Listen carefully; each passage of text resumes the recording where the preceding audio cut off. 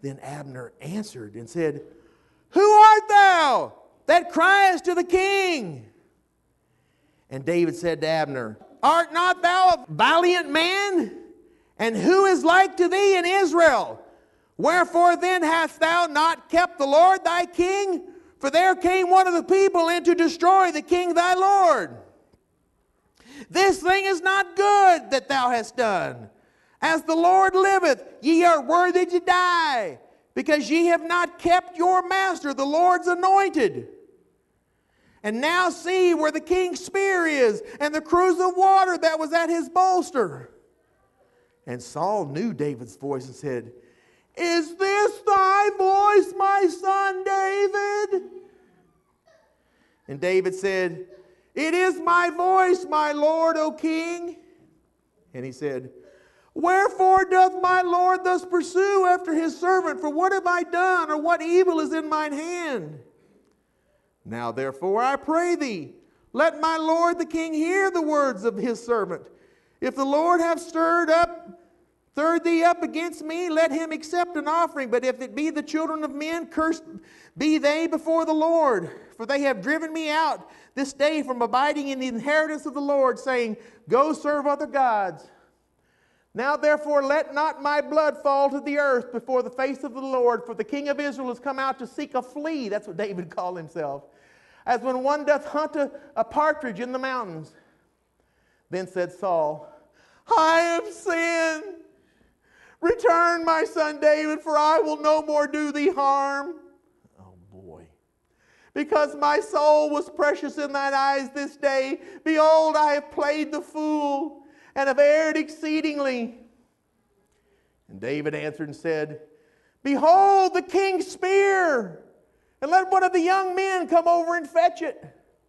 The Lord render to every man his righteousness and his faithfulness, for the Lord delivered thee into my hand today. But I would not stretch forth mine hand against the Lord's anointed. And behold, as thy life was much set by this day in mine eyes, so let my life be such set by in the eyes of the Lord, and let him deliver me out of all tribulation. Then Saul said to David, Blessed be thou, my son David. Thou shalt both do great things, and shalt still prevail. So David went on his way, and Saul returned to his place.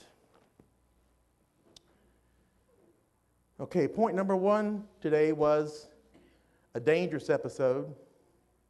Point number two, a glorious episode. And point number three is a sad episode. A sad episode. Let us now begin chapter 27. 1 Samuel 27. 1 Samuel 27. I'm going to read 27th chapter of 1 Samuel. And David said in his heart, I shall now perish one day by the hand of Saul. There is nothing better for me than that I should speedily escape into the land of the Philistines. And Saul shall despair of me, to seek me any more in any coast of Israel. So shall I escape out of his hand. And David arose, and he passed over with the 600 men that were with him into Achish, and the son of Maoch, king of Gath. And David dwelt with Achish at Gath, and he and his men, and every man with his household, even David with his two wives, Ahinoam and Jephthah, and Abigail, the Carmelitess, Nabal's wife. And it was told Saul that David was fled to Gath, and he sought no more again for him. And David said unto Achish, If I have now found grace in thine eyes, let them give me a place in some town in the country, that I may dwell there. For why should thy servant dwell in the royal city with thee? Then Achish gave him Ziklag that day, and wherefore Ziklag pertaineth to the kings of Judah unto this day. And the time that David dwelt in the country of the Philistines was a full year and 4 months. So he was there 16 months, folks. And the time that David dwelt in the country of the Philistines was 16 months. Verse 8. And David and his men went up and invaded the Geshurites, and the Gezrites, and the Amalekites. For those nations were of old the inhabitants of the land, as there goest to Sur, even unto the land of Egypt. And David smote the land, listen to this, and left neither man nor woman alive, and took away the sheep and the oxen and the asses and the camels and the apparel, and returned and came to Achish. And Achish said, Whither have ye made a road today? And David said, Oh, against the south of Judah, and against the south of the Jerahmeelites, and against the south of the Kenites. And David saved neither man nor woman alive, to bring tidings to Gath, saying, Lest they should tell on us, saying, So did David, and so will be his manner all the while he dwelleth in the country of the Philistines. And Achish believed David, saying, He hath made his people Israel utterly to abhor him. Therefore he shall be my servant forever. You say, have David lost his mind? Has David turned into a murderous thug? Well, I've got some multiple questions, multiple choice questions here for chapter 27 that we must read. Was David A, in God's will the whole time? B, out of God's will the whole time of verse 27. C, sometimes in God's will, sometimes out of God's will. Or D, I don't know. Okay, I'm going to go over this again. This is a multiple choice question for you about chapter 27. Okay? Was David A, in God's will the whole time of chapter 27?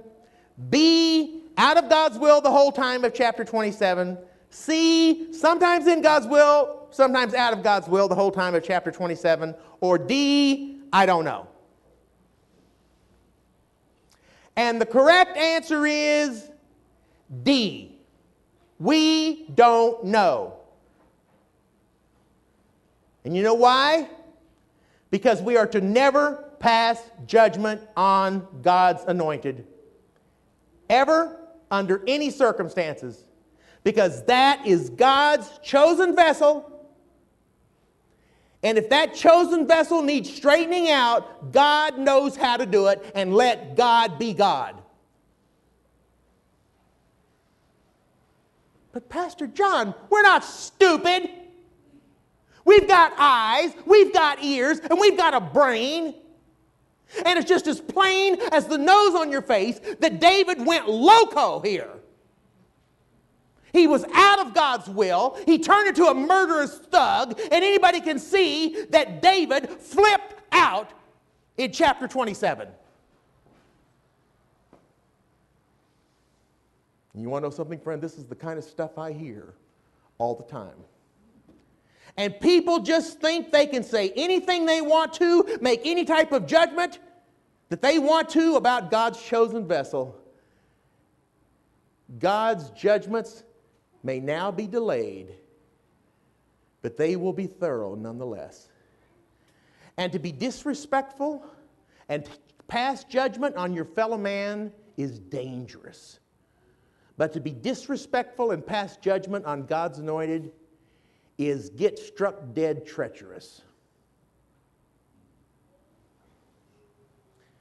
I believe that David, as God's anointed, was under the divine authority of God as God's chosen vessel to wipe out those pagan tribes, to wipe them off the map.